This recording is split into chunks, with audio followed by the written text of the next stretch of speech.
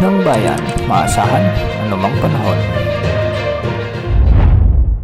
Magandang araw po sa ating lahat. Narito na ang pinakauling update sa Bagyong Opong, sa magiging lagay ng ating panahon sa mga oras na ito at sa mga susunod na araw at sa cloud cluster na nabuo sa silangan ng Mindanao.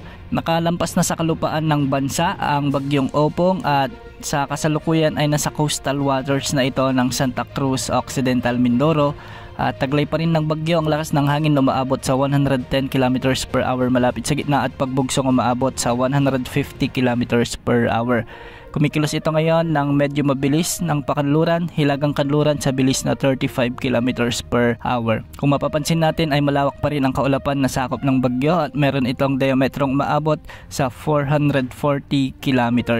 Nakataas pa rin ang signal number 3 sa may Occidental Mindoro at Calamian Island. Signal number 2 naman sa southern portion ng Cavite, sa may Batangas, Marinduque, Oriental Mindoro, ang western portion ng Romblon at Cuyo Islands kasama na ang extreme portion ng mainland Palawan. Samantala nakataas pa rin ang signal number 1 sa Pangasinan, ang southern portion ng Aurora, Nueva Ecija, Tarlac, Zambales, Bataan, Pampanga, Bulacan, Metro Manila, Rizal, ang nalalabing bahagi ng Cavite, Laguna, Quezon Province, Camarines Norte, Camarines Sur, Catanduanes, Albay, Sorsogon, Masbate at nalalabing bahagi ng Romblon kasama na ang northern portion ng Palawan. Signal number 1 din ang nakataas sa Aklan, Antique, Capiz, Iloilo, Guimaras, ang northern portion ng Negros Occidental kasama na ang Bantayan Islands.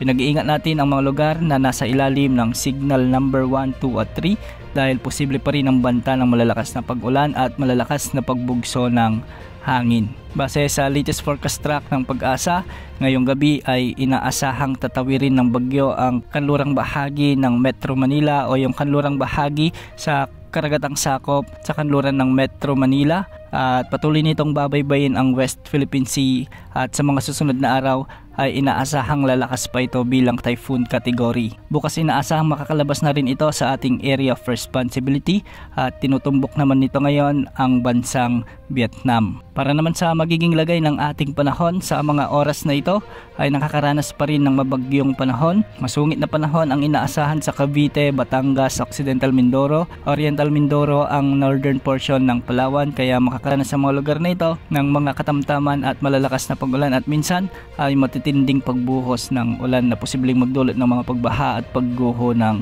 lupa. May mga pag-ulan pa rin at pagbugso ng hangin dulot ng Bagyong Opong sa Metro Manila, Bataan, Pampanga, Bulacan, Rizal, Laguna, Marinduque, Romblon, Antique at Aklan. Sa nalalabing bahagi ng Luzon naman, trough ng Bagyong Opong ang magdadala ng maulap na papawirin na may mga kalat-kalat na pag-ulan at thunderstorms. Samantala habagat naman ang magdadala ng maulap na kalangitan na may mga scattered rains and thunderstorms sa Zamboanga Peninsula, ang nalalabing bahagi ng Visayas at nalalabing bahagi ng Palawan. Sa nalalabing bahagi ng Mindanao, localized thunderstorms naman ang magdadala ng mga kalat-kalat na pag-ulan. Samantala isang cloud cluster naman ang nabuo sa silangan ng Mindanao at base sa mga pagtataya ay mababa pa naman ang tsansa nito lumakas bilang bagyo. Kung sakali ay magiging low pressure area lamang ito habang ito ay lumalapit sa silangan naman ng Visayas o Bicol region. Hindi naman nakikitang magiging bagyo ito sa susunod na 2 araw at ating imo-monitor ang magiging kilos at posibleng